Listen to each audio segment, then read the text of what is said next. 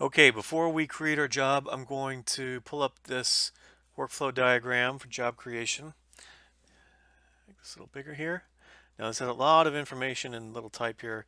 All you need to worry about is what's in the boxes. We have a job creation process that works like this. The hiring manager is going to create the job. This is new from our previous process.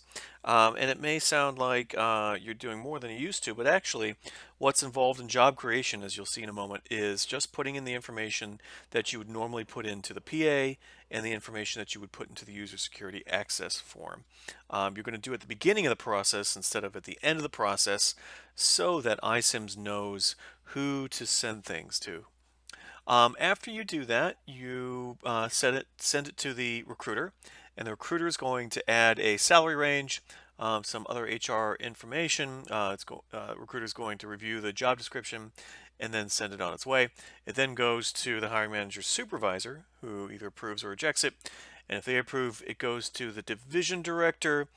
If there is IT equipment involved, I'm sorry, it goes to the division director regardless, and then goes to the IT director if there's IT equipment involved. And then in phase two, we're going to loop in fiscal, but right now that's grayed out. So once the IT director approves, it goes back to the recruiter, who then posts the job to the internal and external portals, at which point the candidate can apply. Now, what does that look like in practice? Let's go back to iCIMS platform. To create a job, we go up here to create and job. Now, you can click this template bar, and most of the jobs that we have at Good Shepherds have been loaded up into the template library. So let's say I'm looking for a human resources job template. I'll do human resources administrator. And you notice a lot of these fields are automatically filling in. That's because they're saved with the template. So I am going to pick a start date of tomorrow. If it's a replacement person, it'll give us a replacement bar. If it's new, then it won't. This is grayed out here. You won't be able to change the job folder. Location, I'm going to put, let's see, we have 7th Avenue in here. Let's put human resources. There we go. All right, that's internship coordinator. I'm going to leave that blank. Direct supervisor, I'm going to pick myself here, even though I'm in Clara's account. Let's see. And you notice that you can just start typing in these boxes, and it automatically sorts for the person. Hiring manager, supervisor. In a lot of cases, the direct supervisor and the hiring manager are going to be the same person. When it's not is when you have a situation like with a division coordinator, where the division coordinator is doing the hiring for the direct supervisor. So Minas, for example, is the direct supervisor, but Guy Shoulders does the hiring for Minas. So Minas would be right here, and Guy Shoulders would be right here. But in this case, I'm going to make myself all of these things. If I were actually doing this, this would be Ray, this would be Gregan, but for the purpose of the demonstration, actually, you know what? It won't hurt. Go ahead and put them in there, and put Gregan in here, and put Gregan in here too. Sometimes it's going to be the same person if it bumps up against a certain level. So the hiring manager, supervisor, and the division director might be the same person. That's fine. Recruiter, I am going to select myself so I get the emails. HR specialist, I'm going to select myself again. You'd be selecting either Mike or Caesar, and specialist, Audrey, Janae, or Sony. Hours per week, 35. You can select the minimum educational requirement. Program area, human resources. Fund code 1004. I'm going to search for 1004. And let's see here. There we go. You want to find the one that lines up with the right category. And 100%. If I had another fund code, I could put the fund code here and then put another percentage right here. But I'm just going to do one fund code for this job. All right, so that is the PA information on the left-hand side. On the right-hand side, we have the user security access information. Now, we do still use a user security access form for offboarding, but for onboarding, we have gotten rid of that form. All that information is going to end up here. I already have a couple email groups selected. If I wanted to add one more, I could double click it if I want to get rid of it, double click it again. You can also use these arrows back and forth. Any additional email groups that would go there. And then Evolve Access, Evolve Caseworker, Remote Access, all this stuff is right off of the User Security Access form. Put in whatever makes sense here. And I'm going to say I want to get this person a new scanner. So I'm going to put scanner in there. Software. Desk phone extension. This is very helpful for IT, so put that in there if you know it.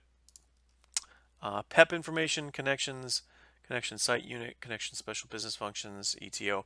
What happens with all this information is that when somebody's being onboarded and they're moved into a certain status, when they're sent to ADP, they end up in an automatically generated report that goes to, one goes to facilities, one goes to health services, one goes to IT, one goes to PEP, and it has all of the information pulled off of the job when you've created it here at the beginning of the process. So you can, health services as HCS, Millen Access, GSI Access, facilities, agency driver, 15 passenger van driver, agency cell phone, new phone, new number, transfer of existing phone, same number, upgrade of old phone number required, same number, key card, any extra maintenance requests. And then you notice this stuff down here is you can't edit it. That's because this is just for human resources. All right, I'm going to click next. If I forgot something, you notice that all the there's all these little red stars. That means that these fields have to be filled out. If you didn't fill something out that has a little star, so let me do that. I click next, and it says Evolve Access is required. Put that in there. Yes. Next. Okay. So here is the job description. Because this is a job template that's been created by HR for you, it already has a job description attached to it. You should review it. If you have an issue with it, contact your recruiter, and they'll make a note to modify it when they receive their approval. But for now, I'm going to click Finish. And then the third step here is to add approvers. Again, approvers, that's what's happening here in this yellow shaded area. So I'm going to click this box right here, and I have two choices, job approval staff or job approval staff, new computer equipment needed. If you recall, I added a scanner on the user security access form side of the screen. So I'm going to click job approval staff, new computer equipment needed, and that inserts David Gerber, IT director, into the approval pathway.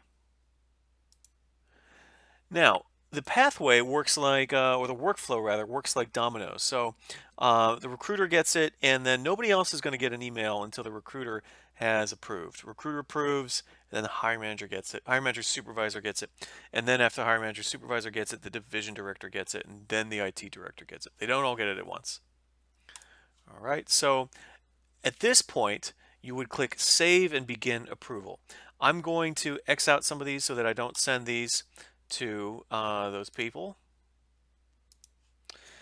Okay, so I cleared those out, and I'm going to save and begin the approval. Again, you would leave these in here if this was a regular job, but just to test this, I'm only going to send an approval email to myself. So let me click that. Okay. And here's the email I received. So this is a multi-purpose email that addresses everyone in the approval process. So it's telling me, so first of all, it says it's from Clara because she's the hiring manager. She's the creator of this job, right? And so I am the recruiter on this job, and it says Alexander Marcus, recruiter. Click here to go to the job and then verify that the hiring manager selected the correct approvals, enter a compensation range, blah, blah, blah. Before I do that, let me just go back over here and point out that everything we just did is step one. So the hiring manager creates a new job in iCIMS, entering all PA and user security access info, and selects job approvers, which sends a notification to the recruiter. And I'm going to stop the video here and start with step 2 in the next video.